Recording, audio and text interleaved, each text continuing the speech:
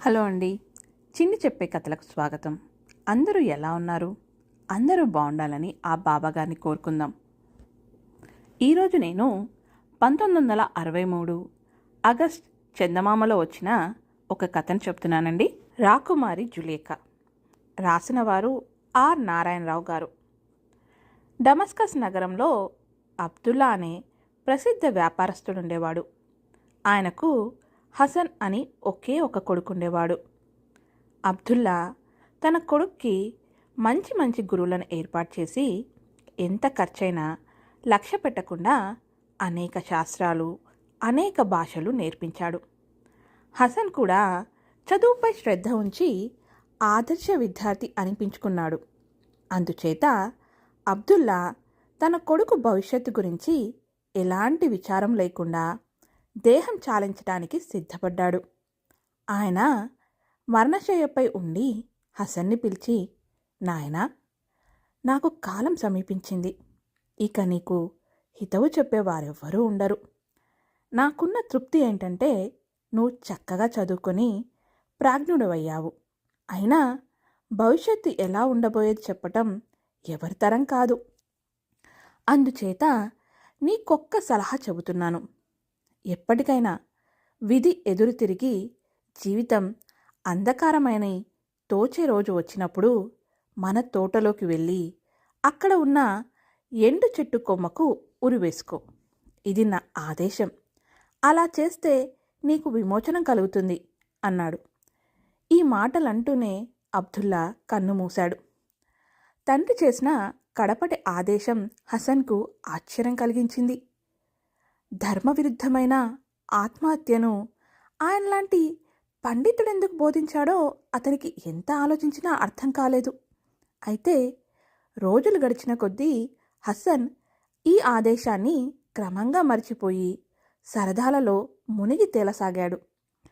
చదువుకున్నాడే గాని పసివాడు కావడం చేత లోకజ్ఞానం లేక అర్థం లేని సరదాలలో డబ్బు ఎడాపెడా ఖర్చు చేసి అతను త్వరలోనే ఉన్నదంతా పోగొట్టుకున్నాడు. చివరికి అతనికి ఇల్లు, తోట మాత్రమే మిగిలాయి. వీధుల్లోకి వెళ్ళి అడుక్కోవడం తప్ప అతనికి మరో మార్గమే కనిపించలేదు. తీరా ఈ పరిస్థితి ఏర్పడ్డాక హసన్ తన తండ్రి చేసిన ఉపదేశం సరి అయినదే అని గ్రహించగలిగాడు. అడుక్కు తినడం కన్నా చావు 1000 రెట్లు మేలు. అందుచేత అతను ఆత్మహత్య చేసుకోవడానికే నిశ్చయించి ఒక బలమైన తాడు సంపాదించి దాన్ని తీసుకొని తోటలోకి వెళ్ళాడు. ఎండిపోయిన చెట్టు పెద్ద కొమ్మకు దిగువగా నేలలో 2 నిలువు రాళ్ళు పాతి ఉన్నాయి. తాడు చివర ఒకటి ఆ రాళ్ళకు కట్టి తాటిని కొమ్మ మీదుగా వేసి దాని రెండో చివర ఉచ్చు అమర్చి దాని మెడకు తగిలించి రాళ్లపైన నిలబడి ఒక్కసారిగా దూకాడు హసన్. ఉచ్చు అతని మెడకు బిగుసుకొని అతనికి స్పృహ తెలియకుండా పోతున్న దశలో కొమ్మ పెలపెలా అని విరిగింది. హసన్ కింద పడిపోయి లేచి కూర్చొని తానింకా బతికి ఉన్నందుకు ఆశ్చర్యపడ్డాడు. అతని ముందు ఏదో నేల మీద గులకరాయిలాగా పడి ఉండడం చూసి అదేమిటని దగ్గరగా చూశాడు. అది దగదగా మెరుస్తున్నది. అది ఏమిటో అతను తెలుసుకునే లోపలే అలాంటిదే మరొకటి రాలింది. హసన్ తల ఎత్తి చూసి విరిగిన కొమ్మ డొల్లగా ఉన్నదని, దానిలో ఇంకా కొన్ని మన్లున్నాయని గ్రహించాడు. అతను చప్పున లేచి మెడకు తగిలించి ఉన్న ఉచ్చును తీసేసి ఇంటికి వెళ్ళి గొడ్డలి ఒకటి తెచ్చి విరిగిన కొమ్మను, చెట్టు మొదలను పగలగొట్టాడు. చెట్టు కాండమంతా బోలుగానే ఉంది. దానిండా వజ్రాలు, వైడూర్యాలు, గోమేధికాలు, సమస్తమైన రత్నాలు కొల్లలుగా ఉన్నాయి. హసన్ ఈసారి తండ్రి ఉపదేశంలోని అంతరార్థం నిజంగానే అర్థమైంది. తన కోసం తన తండ్రి ఈ చెట్టులో అంతులేని నిధి దాచిపెట్టాడు. తాను భాగ్యవంతునన్న తృప్తితో పాటు హసన్కు తన చిలిపి సరదాల మీద విరక్తి కూడా వచ్చింది. అతనికి ఆ నగరాన్ని విడిచిపెట్టాలనిపించింది. పర్షియాలోని షీరాజ్ నగరం వెళ్ళాలని అనిపించింది. అక్కడి జీవితం సార్థకంగానూ జ్ఞాన సంపన్నంగానూ ఉంటుందని అతని తండ్రి అంటుండేవాడు. హసన్కు పర్షియా దేశపు పారసిక భాష తెలుసు కనుక షీరాజ్లో రత్నవర్తకుడుగా స్థిరపడడం ఏమంత కష్టమైన పని కాదు. అందుచేత హసన్ తన సొత్తంతా తీసుకొని క్షేమంగా ప్రయాణించి షీరాజ్ చేరి అక్కడి బసలన్నిటిలోనికి మేలైనదిగా చూసి అందులో ఒక పెద్ద గది అద్దెకు పుచ్చుకొని విశ్రాంతి అయినా తీసుకోకుండా దుస్తులు మార్చుకొని తనకున్న మంచి దుస్తుల్లో ఉత్తమైనవి ధరించి 4 వీధులు తిరిగి వద్దామని బయలుదేరాడు.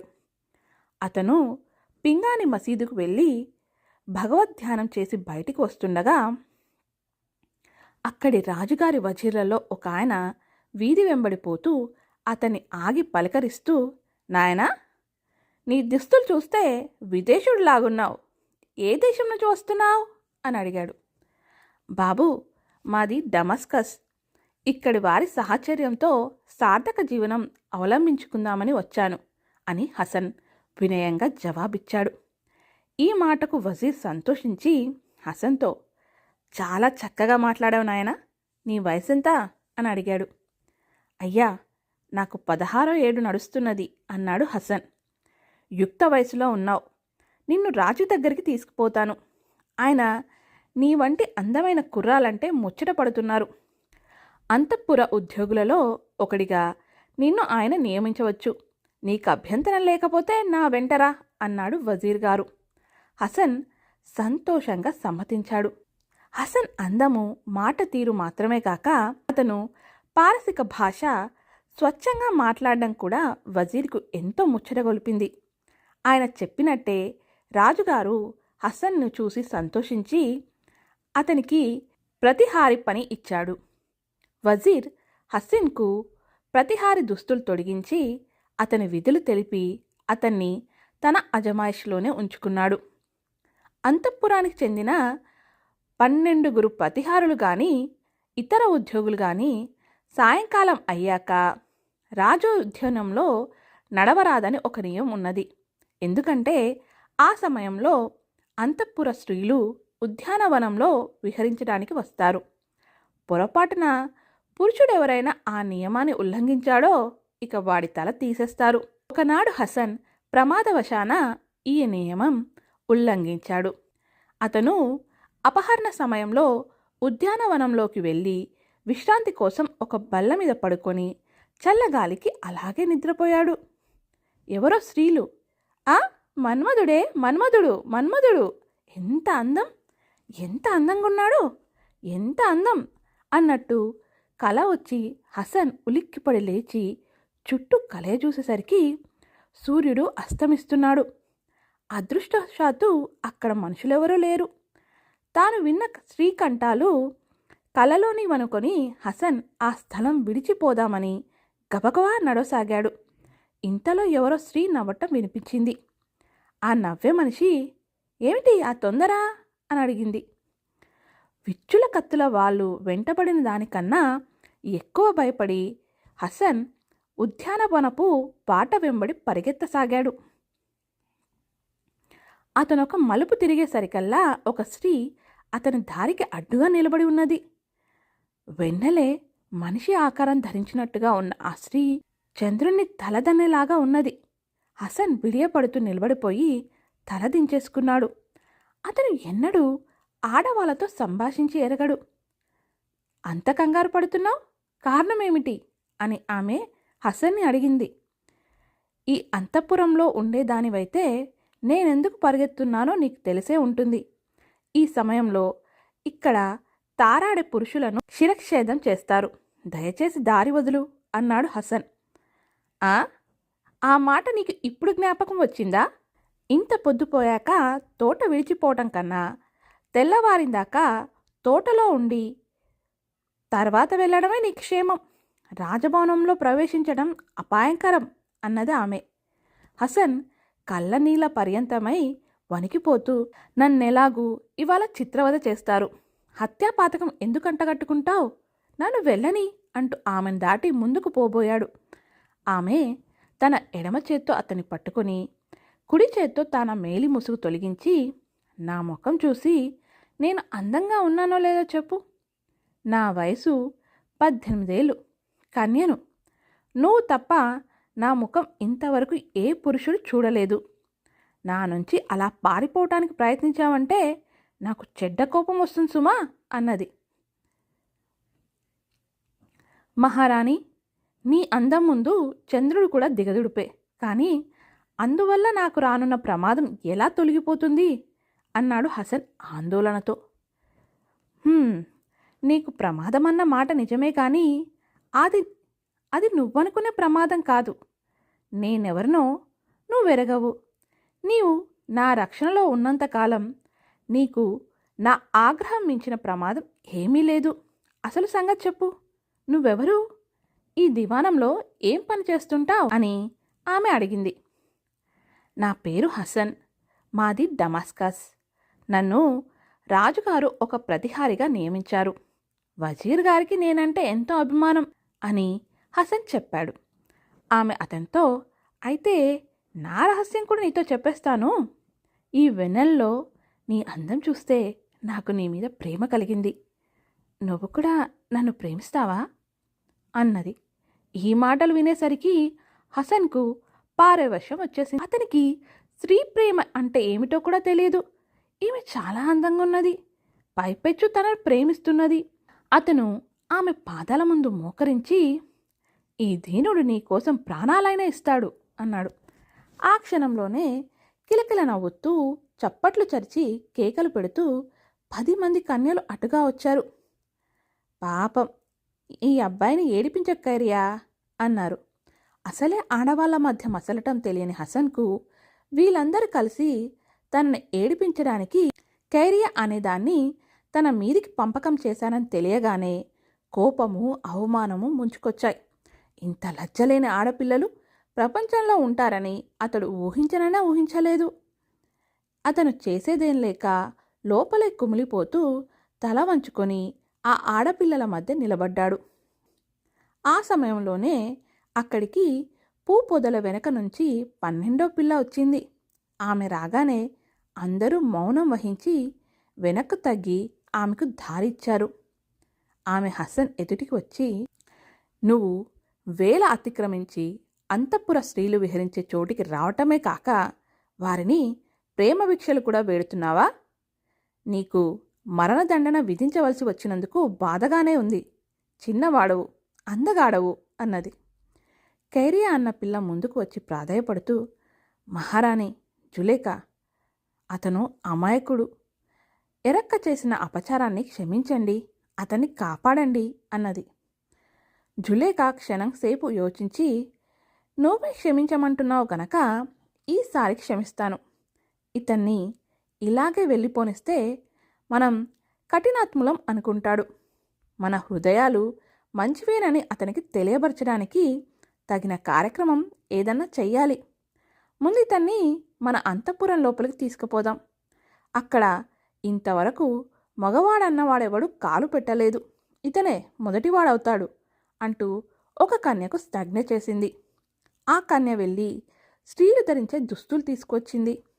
హసన్కు వాటిని కట్టబెట్టి ఆడదానిలాగా తయారు చేశారు. ఈ వేషంతో జులేఖ తృప్తిపడిన మీదట అందరూ కలిసి అంతఃపురంలోకి వెళ్ళారు. అక్కడ ఒక ఖాళీ గదిలో తివాసిపైన 20 జలతారులతో అల్లిన చెదరాలు గుండ్రంగా పరిచి ఉన్నాయి. గది గోడలు పాలరాతివి. వాటిలో ముత్యాలు నీలాలు పొదిగి ఉన్నాయి. జులేఖ రాకుమార్తె అని, మిగిలిన అందరూ ఆమె చెలికత్తలని, ఈ గది జులేఖ విందు చేసే గది అని ఒకటి హసన్తో రహస్యంగా చెప్పింది.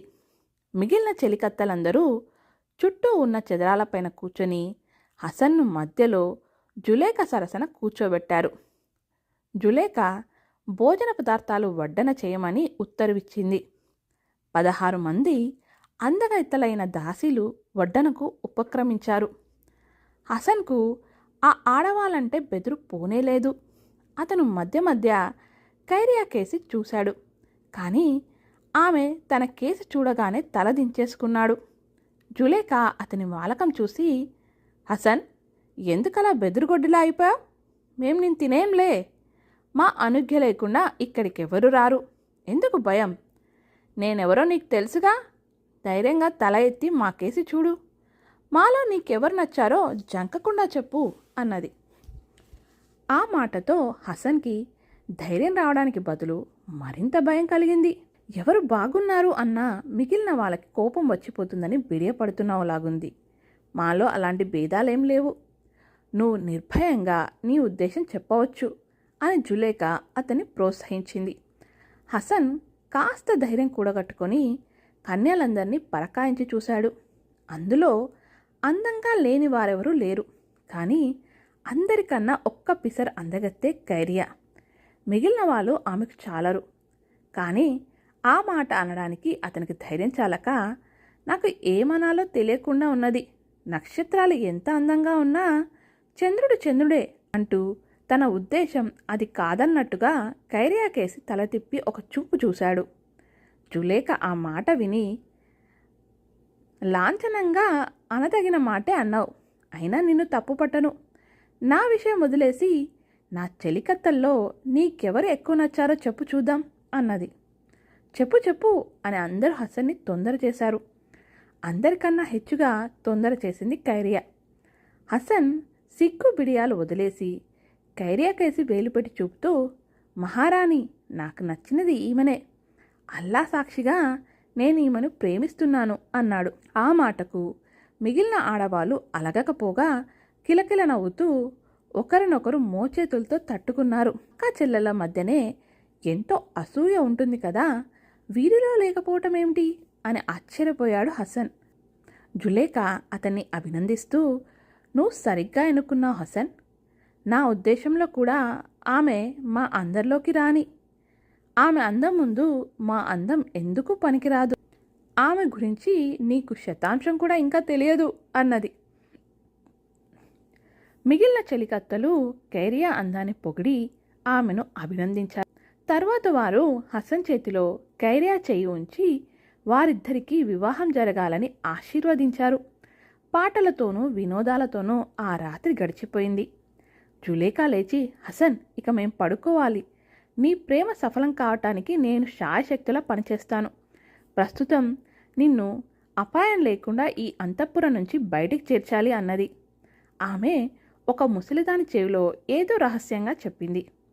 ఆ ముసలిది హసన్ చేయి పట్టుకుని తన వెంట తీసుకుపోయింది. చిన్న చిన్న ఇరుకు గొంతుల వెంట అటూ ఇటు తిరిగి చిట్ట చివరకు ఒక చిన్న ద్వారం వద్దకు వారిద్దరూ వచ్చారు. ముసలిది దాని తాళం తీసి హసన్ను బయటికి పంపింది.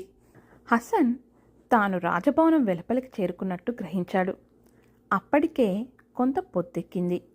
హసన్ ముఖద్వారం వద్దకు వచ్చి పహారా వాళ్ళకు కనపడేలాగా రాజభవనంలోకి ప్రవేశించాడు. అతను తిన్నగా వజీరు వద్దకు వెళ్ళాడు. ఏమైపోయావని ఎంత దిగులు పడ్డాను. ఎక్కడికి వెళ్ళావు నాయనా అని వజీర్ హసన్ని అడిగాడు. డమస్కస్ వర్తకుడొకడు కనిపించాడు. అతను షీరాజ్ నుంచి బస్రాకు బయలుదేరుతున్నాడంట. రాత్రికి తన అతిథిగా ఉండిపోమని నిర్బంధించాడు అని హసన్ బొంకాడు.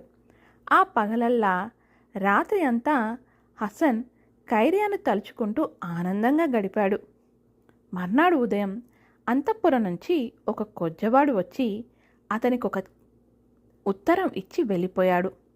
అతను ఉత్తరంలో ఎవరు రాసినది లేదు, కానీ ఆ రాత్రికి ఉద్యానవనంలోకి రమ్మని ఆహ్వానం ఉన్నది.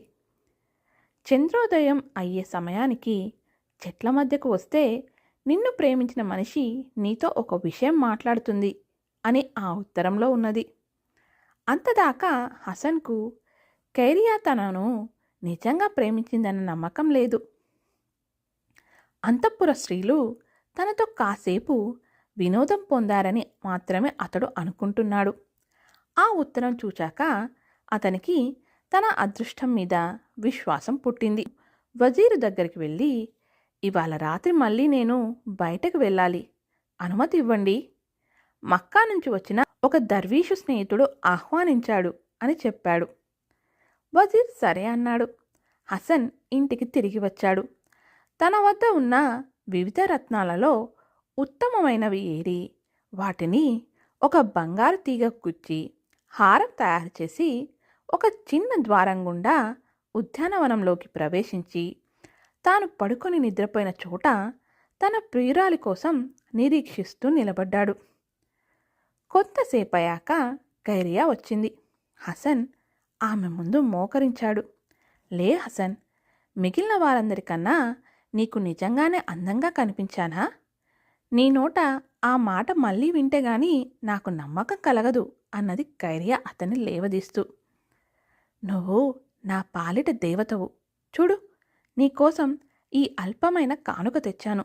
దీంతోపాటు నా హృదయాన్ని కూడా నీకు అర్పణ చేస్తున్నాను అన్నాడు హసన్. నీ మాటలు విని సంతోషించాలో విచారించాలో నాకు తెలియటం లేదు అంటూ ఖైరియా దీర్ఘంగా నిట్టూర్చింది. నీకీ సంతోష సమయంలో విచారం దేనికి? మనకు వచ్చే ఆపద ఏమున్నది అని హసన్ ఆమెను అడిగాడు. రాకుమారి జులేఖ రహస్యంగా నిన్ను ప్రేమిస్తున్నది. ఈ సంగతి నీతో చెప్పే అవకాశం కొరకు వేచి ఉన్నది. ఆమెకి ఏమి సమాధానం చెప్పుకుంటావు? ఆమెను కాదని నన్ను ప్రేమించగలవా? ఆమె ద్వారా లభించే కీర్తి ప్రతిష్టను కాలదనటం నీకు సాధ్యమవుతుందా అన్నది ఖైరియా విచారంగా. ఆ భయం నీకొద్దు. నా హృదయంలో నీకుండే స్థానాన్ని 1000 మంది రాకుమార్తెలు వచ్చినా అపహరించలేరు. నీపై గల ప్రేమను రుజువు చేయటానికి ఎంత పెద్ద ఆపద వచ్చినా వెనకాడను. రాజుగారు సబూర్షా చచ్చిపోయి తన రాజ్యం జులేఖా పెళ్లాడేవాడికిచ్చినా నా మనసు మారదు అన్నాడు హసన్. నేను జులేఖాకు బానిసనన్న మాట మర్చిపోకు హసన్. జులేఖాకు ఆగ్రహం తెప్పించడం మనిద్దరికీ క్షేమం కాదు. ఆమె తలుచుకుంటే మన ప్రాణాలు రాగి డబ్బు విలువ కూడా చేయవు. అందుచేత మనం మన ప్రేమకు ఇన్ని కన్నీళ్లు వదలటమే క్షేమం అన్నది ఖైరియా బాధగా. హసన్ ఈ మాటలు భరించలేకపోయాడు. ఇటువంటి భయాలతో నన్ను వేధించకు. నీకు ఏ మాత్రం ప్రమాదం కలుగుతుందని తోచినా నా వెంట వచ్చాయి. మా దేశానికి పారిపోయి ఏ నిర్జనమైన లోయలోనో కాపురం పెడదాం. నేనేం బీదవాని కాను. మనం బతికినన్నాళ్ళు మహారాజుల్లా బతకటానికి తగినంత ధనం నా వద్ద ఉన్నది అన్నాడతను. ఖైరియా ఈ మాటతో సంతృప్తిపడి, హసన్, నీ ప్రేమలో నాకిప్పటికి విశ్వాసం కలిగింది. ఇక నేను మోసం చేయలేను. నేను ఖైరియాను కాను, రాకుమార్తె జులేఖాను. జులేఖా అని చెప్పుకుంటున్నది నా ఇష్టసఖి ఖైరియా. ఆమెను పిలుస్తాను ఉండు అంటూ సన్నగా ఈల వేసింది. ఈ ఈల వినగానే జులేఖాలాగా నటిస్తున్న ఖైరియా వచ్చి జులేఖాకు వందనం చేసింది. జులేఖా హసన్ కేసి తిరిగి, ఇన్నాళ్ళు నేను ఆడిన నాటకం గురించి అపోహపడకు హసన్. ఆ రాత్రి వెన్నెల్లో చెట్టు కింద నిద్రపోతున్న నిన్ను చూసిన క్షణంలోనే నా హృదయం చలించింది. నిన్ను ప్రేమించాను అన్నాడు. ఆ ముగ్గురు ఆ రాత్రి కబుర్లతో గడిపి తెల్లవారుజామున ఎవరి దారిన వారు వెళ్ళిపోయారు. హసన్కు మనసులో లేదు. అతను 2 రోజుల అనంతరం పగటివేళ ఉద్యానం కేసి వెళ్ళేసరికి ఇక్కడ చెట్టుకొక సిపాయి పుట్టకొక సిపాయి కనిపించాడు. గుండె గుబేల్మని హసన్ ఇంటికి తిరిగి వచ్చాడు. అక్కడ ఒక కొజ్జావాడు తన కోసం వేచి ఉండి అతన్ని చూడగానే చేతిలో ఒక చీటీ పెట్టి ఎవరో తరుపుకొస్తున్నట్టుగా పారిపోయాడు. ఆ చీటీలో కూడా సంతకం లేదు. కానీ అది జులేఖా నుంచి వచ్చినట్టే హసన్ గ్రహించాడు. తన వెంట వేటగాళ్ళు పడ్డారని, ఇక తాము కలుసుకునే అవకాశం ఉండదని, హసన్ తొందరపడి తమ రహస్యం బయట పెట్టకూడదని, ఎంత దుర్వార్త వినవచ్చినా నిబ్బరంగా ఉండాలని జులేఖా అతన్ని హెచ్చరించింది. ఈ ఉత్తరం చూడగానే అతనికేదో గుబులు పుట్టుకొచ్చింది. మర్నాడు ఉదయానికే రాకుమారి జులేఖా మరణించిందన్న సంగతి కార్చిచ్చులా దివానమంతా వ్యాపించింది. ఈ వార్త వినగానే హసన్ కళ్ళు చీకట్లు కమ్మాయి. అతను స్పృహ తప్పి వజీర్ గారి చేతుల్లోనే మూర్ఛపోయాడు. వజీర్ వారం రోజుల పాటు పరిచర్యలు చేసిన మీదట హసన్ కోలుకున్నాడు. కానీ అతనికి జీవితం మీద ఇచ్చ లేకుండా పోయింది. దివానం మీద రోత పుట్టింది. అవకాశం చూసుకొని ఏ ఎడారిలోకో ఒంటరిగా పారిపోవాలనిపించింది. చీకటి పడగానే హసన్ తన రత్నాలన్నీ తీసుకుని ఆనాడు చెట్టుకు ఉరిపోసుకున్నప్పుడే ప్రాణాలు పోతే బాగుండేదనుకుంటూ చల్లగా షీరాజ్ నగరం నుంచి బయటపడి ఎడారికేసి ప్రయాణమయ్యాడు. అతను ముక్కుసూటిగా రాత్రంతా నడిచాడు. మర్నాడు పగలల్లా నడిచి సాయంకాలానికి చిన్న నీటిగుంట వద్దకు చేరి ఉన్నాడు. అంతలోనే వెనక నుంచి గుర్రపు డెక్కల ధ్వని వినవచ్చింది. హసన్ పడమరగా చూడేసరికి ఒక యువకుడు గుర్రం ఎక్కి వస్తూ కనిపించాడు. అస్తమయ సూర్యకాంతిలో అతను ఒక రాకుమారుడులాగున్నాడు. హసన్ చేసిన అభివాదానికి అతను చెయ్యెత్తి సలాం చేయడం తప్ప నోటితో ఏమీ అనుకోపోవడం చూసి ఆ యువకుడు ముసల్మాన్ కాడని తోచి హసన్కు విచారం కలిగింది. కాస్త చల్లగాలి తిరిగింది. ఇక్కడ చల్లని మంచినీరున్నది. తమకు బడేలిక తీరిందనుకుంటాను అని హసన్ ఆ యువకుని పలకరించాడు. ఆ యువకుడు నవ్వుతూ గుర్రం దిగి గుర్రాన్ని నీటి మడుగు సమీపంలో కట్టేసి హసన్ వద్దకు వచ్చి అతన్ని ఆలింగనం చేసుకున్నాడు. ఆ యువకుడు జులేఖానే అని అప్పటికి కానీ హసన్ గుర్తించలేదు. జరిగిందంతా జులేఖా అతనికి చెప్పింది. ఆమె ఖైరియా సహాయంతో చనిపోయినట్టుగా నటించింది. హసన్ షీరాజ్ నగరాన్ని వదిలేదాకా అజ్ఞాతంగా ఉండి తరువాత మారువేషంలో అతన్ని అనుసరించి వచ్చింది. ఆమె హసన్ కోసం తన తండ్రిని, రాజ్యాన్ని, సమస్త భోగాలను విడిచి వచ్చింది. ఆ రాత్రి వారు ఆ నీటిగుంట వద్దనే విశ్రమించి మర్నాడు ఉదయమే జులేఖా ఎక్కి వచ్చిన గుర్రం మీద ఇద్దరూ ఎక్కి డమాస్కస్ చేరుకున్నారు. అక్కడ ఉంటుండగానే హసన్ అక్కడ ఖలీఫా ప్రాపకం సంపాదించి వజీర్గా నియమించబడి గొప్ప జ్ఞాని అని కీర్తి గడించాడు. కథ సమాప్తం. ఈ కథ కానీ మీకు నచ్చితే ఒక లైక్ చేయండి, అలాగే మీ వాళ్ళతో షేర్ చేయండి. నా ఉచ్చారణలో ఏమైనా తప్పులుంటే క్షమించండి. మీ అభిప్రాయాల్ని, సూచనల్ని కమెంట్ రూపంలో తెలియజేయడం మర్చిపోకండి. ఈ ఛానల్ని సబ్స్క్రైబ్ చేసుకొని నన్ను ఎంకరేజ్ చేయడం కూడా మర్చిపోకండి. ఉంటానండి. ఇంకో మంచి కథతో మళ్ళీ మిమ్మల్ని కలుసుకుంటాను.